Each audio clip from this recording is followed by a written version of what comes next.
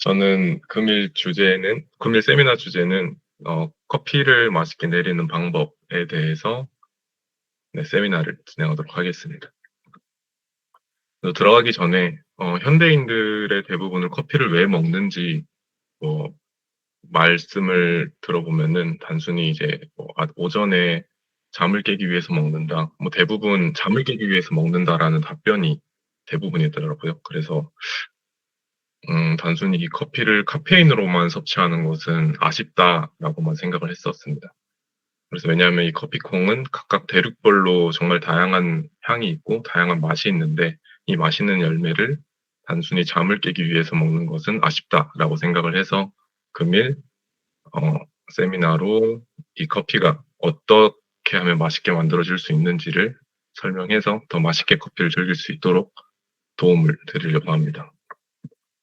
그리고 저는 입문 자격증이지만 SCA에서 이제 발급해주는 바리스타 자격증을 갖고 있고요. SCA가 커피 전문가들을 대표하는 좀 공신력 있는 단체라고 생각하시면 될 것 같습니다.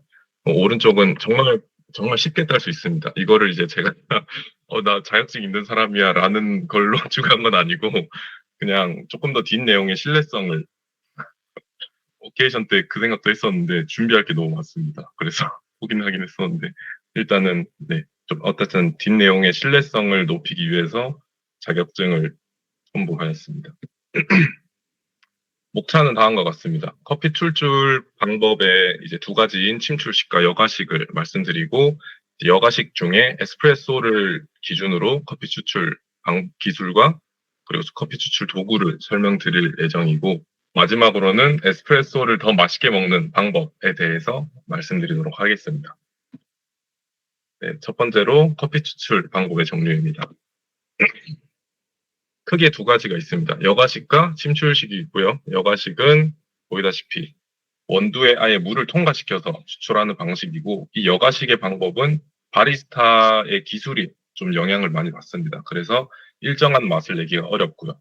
종류로는 대부분 카페에서 드시는 에스프레소 커피, 뭐 아메리카노나 라떼도 에스프레소 커피를 기반으로 해서 만들어지고요. 그리고 에스프레소 커피가 나오기 전에 모카포트라는 이기압 정도의 추출하는 방식이 여가식 커피가 있고요. 그리고 핸드드립 커피가 있습니다. 침출식에는 원두를 아예 물에 잠겨서 추출하는 방식이고요. 뭐 예를 들어서 녹차 티백 같은 그러한 경우를 생각하시면 될 것 같습니다.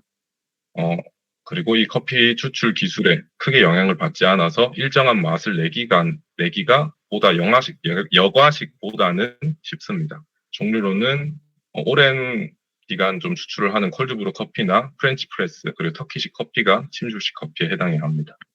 여가식 커피는 다음과 같이 에스프레소 머신에 아예 물을 투과시켜서 원두의 맛을 뽑아내는 방식이고요. 침출식은 다음과 같이 이게 프렌치 프레스 머신인데 프렌치 프레스처럼 아예 굵은 에스프레소 머신에 사용되는 원두 굵기보다 더 굵은 그러한 원두를 사용해서 분쇄도를 사용해서 커피를 추출하는 방식이고요. 그리고 이걸 보시면 좀 침출식이 더 이해하기 편할 텐데 터키식 커피는 저렇게 보이시는 이러한 도구를 이용해서 커피를 담고, 분쇄된 커피를 담고 그 위에 물을 부은 다음에, 가열된 모래를 사용해서 아예 커피를 뽑아내서 아예 그 원두 자체를 씹을 수 있는, 네, 그러한 특징을 가지고 있습니다.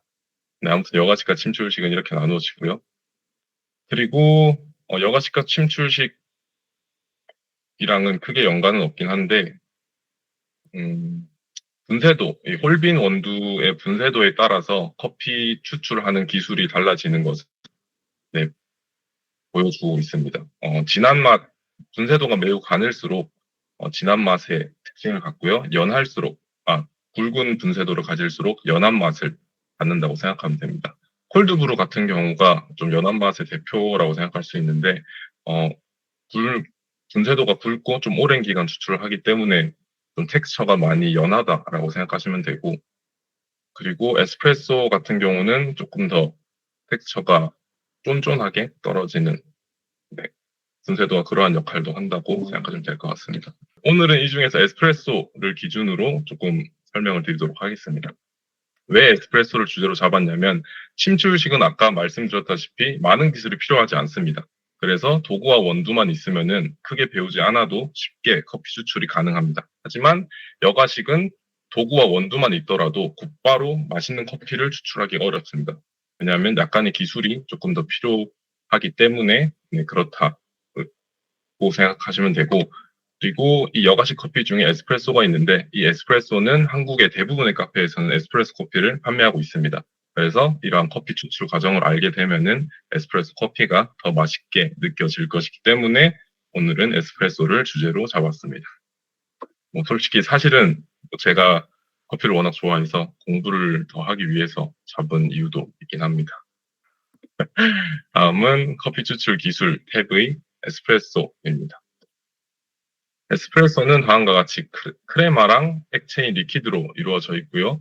리퀴드는 뭐 그냥 맛과 향과 식감, 그냥 액체에서의 맛과 그냥 향과 식감을 갖고 있다라고 이해하시면 될 것 같고, 크레마는 이산화탄소 거품이라고 생각하시면 됩니다.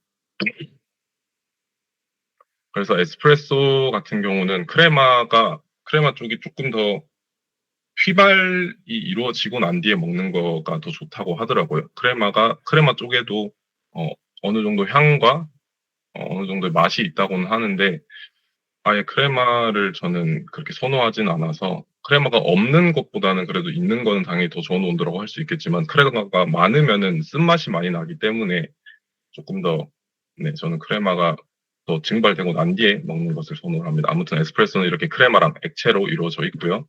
이 에스프레소는 제가 생각하기에 98%의 에스프레소 맛이 98%가 원두라고 생각합니다. 하지만 100%가 되지 않으면은 에스프레소의 맛이 확 떨어진다고 생각하고, 이 부족한 2%는 추출 기술에 달렸다라고 저의 생각입니다. 에스프레소를 추출하기 98%가 원두라고 했었는데, 이 원두는 각 대륙별로 여러 가지 맛이 있고 여러 가지 향이 있습니다. 아메리카 쪽은 조금 더 밸런스 있는 커피가 특징적이고, 아프리카는 조금 고급진 원두가 많이 재배되고 있습니다. 과일향이랑 강한 꽃향, 그리고 산도가 높은 커피로 유명을 하고요. 아시아 쪽은 뭐 스모키함이 특징을 갖는다고 합니다. 원두에 따라서 어울리는 로스팅 단계가 있는데, 이 로스팅 단계 라이트부터 이탈리안까지 있고요. 그리고 한국어로는 배전도라고 표현을 합니다. 최악 배전부터 최강 배전이 존재하고, 네, 그 특정 원두에 따라서 어울리는 배전도도 존재한다라고 이해하시면 될 것 같습니다.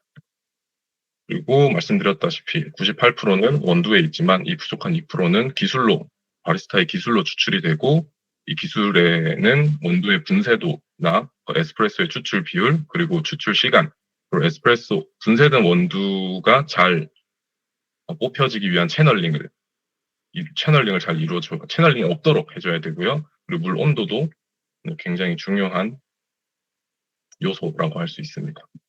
네, 원두 분쇄도는 오른쪽 그림에 보시는 것처럼 원두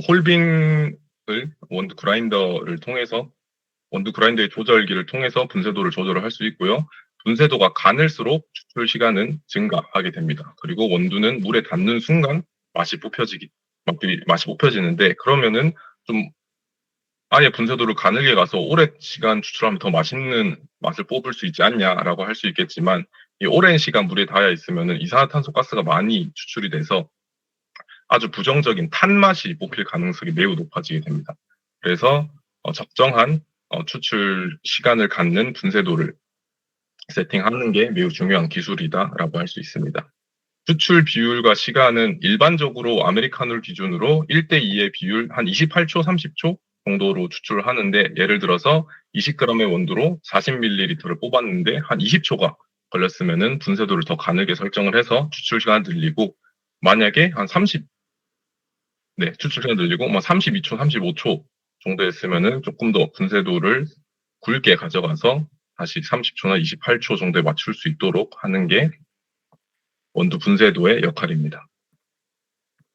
그리고 이러한 것이 잘 이루어지지 않는다면 에스프레소의 과소나 과다 추출이 발생할 수 있습니다. 과소 추출이 발생하게 되면은 텍스처가 너무 연해서 커피의 느낌보다는 커피 물이라는 느낌이 많이 강해지고, 좀 과하게 신맛이 많이 나는 경우가 발생할 수 있습니다. 그리고 과다 추출 같은 경우는 앞서 말씀드렸다시피 너무 오랜 동안 원두에 물이 닿아 있어서 이산화탄소 가스가 좀 많이 추출된 상태라서 이산화탄소가 많이 추출된 상태라서 탄맛이랑 쓴맛이 아주 강하게 난다고 할 수 있습니다. 그리고 밸런스 있는 적절한 에스프레소의 시간을 그 비율에 맞는 시간을 맞추는 원두 분쇄도로 맞추는 게 중요하다라고 할 수 있습니다.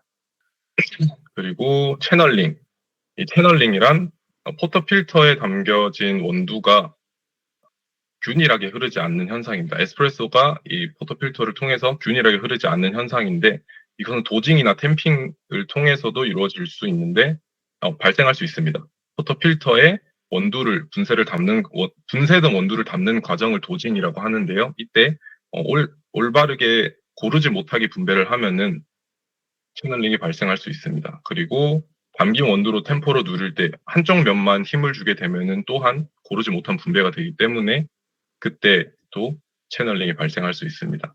그리고 포터필터를 아무리 이제 고르게 잘하고 템포도 잘하고 템핑도 잘하고 해도 채널링이 발생할 수 있는데요. 이때는 직접 그린 건 아닙니다.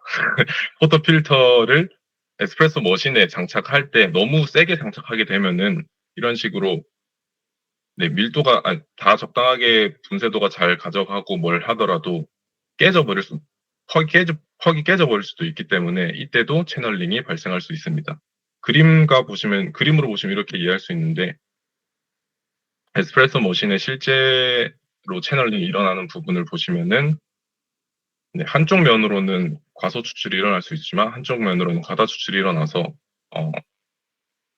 분쇄된 원두의 맛을 제대로 뽑아낼 수 없는 상태라고 생각하시면 될 것 같습니다.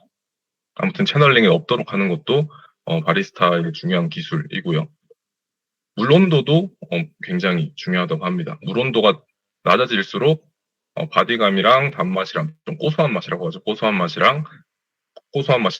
다운을 하고요. 그리고 산미는 높아지는 반면에 온도가 높아질수록 단맛이랑 쓴맛, 바디감은 올라가는 반면에 산미가 낮아지는 것을 알 수 있습니다. 대부분 88도에서 95도 정도로 맞추고요. 96도 이상으로 올라가면은 부정적인 맛, 앞서 말씀드린 쓴맛이랑 탄맛이 그런 맛이 많이 난다고 합니다.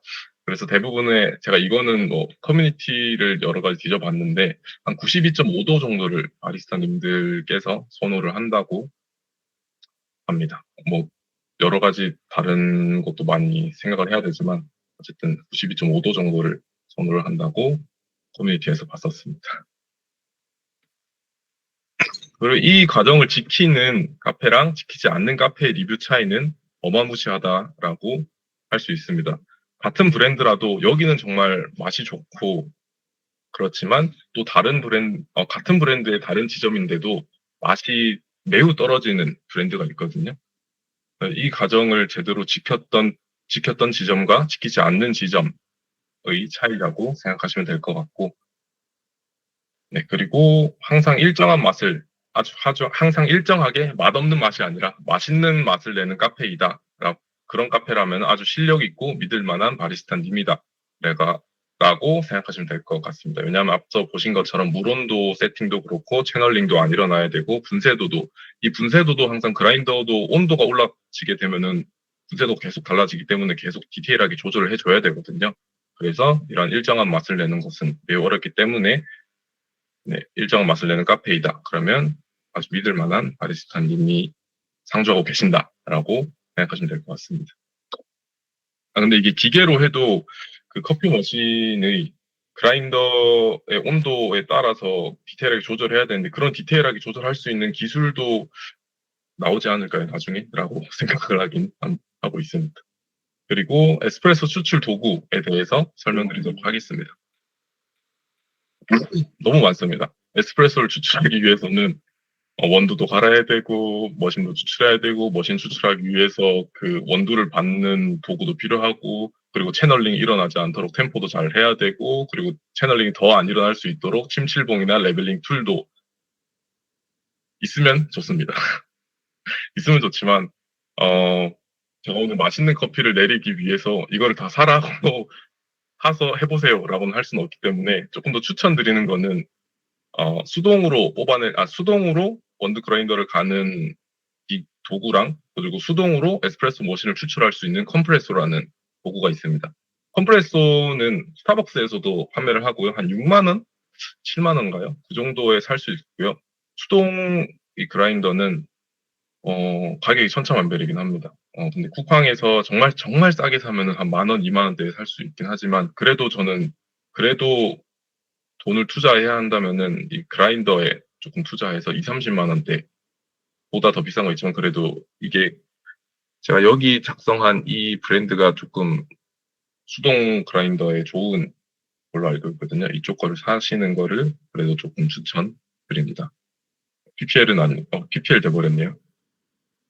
아이고.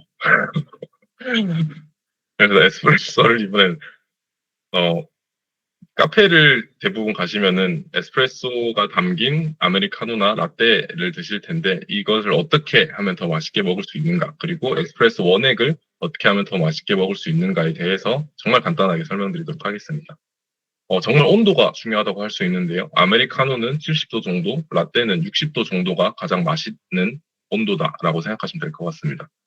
이것보다 한 80도 정도를 넘어가게 되면은 혀가 데일 만큼 뜨겁다라고 표현을 할 수 있거든요. 그만큼 뜨거워지게 되면은 아예 맛을 느낄 수가 없습니다. 아예 맛을 느낄 수가 없기 때문에 아메리카노는 70도, 라떼는 한 60도 정도가 적절한 온도다라고 생각하시면 될 것 같고 라떼가 60도 정도가 가장 단맛이 많이 올라지는 그런 맛이라고 생각하시면 될 것 같습니다. 그리고 라떼가 80도가 단백질이 있는 온도는 제가 처음 알았습니다. 감사합니다. 아무튼 라떼가 정말 맛있는 곳은 60도 정도로 맞춰주면은 이게 설탕도 안 넣고 뭐도 안 넣고 그냥 원두랑 우유만 넣었는데 원두의 단맛이 정말 제대로 뽑혀서 맛있는 곳은 정말 맛있거든요. 그래서 또 카페를 추천하면은 PPL이 돼버리는구나요. 아무튼 그러한 곳을 찾는 것도 이 온도의 중요성을 잘 갖는 그런 카페를 가는 것도 뭔 소리죠? 아무튼 맛있는 온도가 이 정도입니다. 네, 그리고 에스프레소 원액을 맛있게 즐길 수 있는 방법으로는 콘파냐랑 콘주케로가 있는데 이것은 이탈리아에서 좀 많이 먹는 방식으로 콘파냐는 왼쪽에 보이는 사진처럼 에스프레소 원액에 크리미한 우유 크림을 올려서 먹는 방식이고요. 오른쪽은 설탕을 같이 겸해서 먹는 게 콘주케로라고 아시면 될 것 같습니다. 아무튼 이 콤파니아 콘주케로가 에스프레소의 맛을 가장 잘 느낄 수 있는 커피이고, 즉 다시 말해서 원두의 맛을 가장 잘 느낄 수 있는 커피이다라고 생각하시면 될 것 같습니다. 발표는 여기까지고요. 혹시 끝이 좀 이상하게 끝나긴 했는데 네, 이상입니다.